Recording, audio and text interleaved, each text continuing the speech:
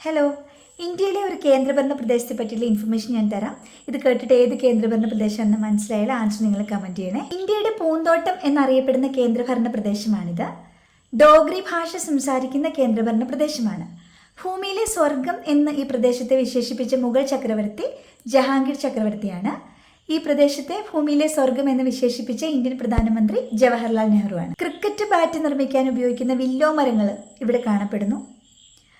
ജഹാംഗീർ ചക്രവർത്തി നിർമ്മിച്ച ഷാലിമാർ പൂന്തോട്ടം ഈ സ്ഥലത്താണ്. ജലം നദി സ്ഥിതി ചെയ്യുന്നത് ഈ കേന്ദ്രഭരണ പ്രദേശത്തിലുള്ള ശ്രീനഗറിന്റെ തീരത്താണ്. ഭൂമിയിലെ പറുദീസ് എന്നറിയപ്പെടുന്ന പട്ടണമാണ് ശ്രീനഗർ. ഏഷ്യയിലെ ഏറ്റവും വലിയ ടുലിപ്പ് പൂന്തോട്ടമായ ഇന്ദിരാഗാന്ധി പൂന്തോട്ടം സ്ഥിതി ചെയ്യുന്നത് ഇവിടെയാണ്. 2019 ഒക്ടോബർ മാസം 31 സംസ്ഥാന പദവി നഷ്ടപ്പെട്ട് ഈ സ്ഥലം കേന്ദ്രഭരണ പ്രദേശമായി മാറിയത്. ലഫ്റ്റനന്റ് ഗവർണറാണ് ഇവിടുത്തെ ഭരണാധികാരി. ഇവിടുത്തെ പ്രധാന ഭാഷ ഉറുദു ആണ്. ഇത് ഏത് കേന്ദ്രഭരണ പ്രദേശമാണെന്ന് മനസ്സിലായാലും ആൻസർ വേഗം കമന്റ് ചെയ്തോളൂ.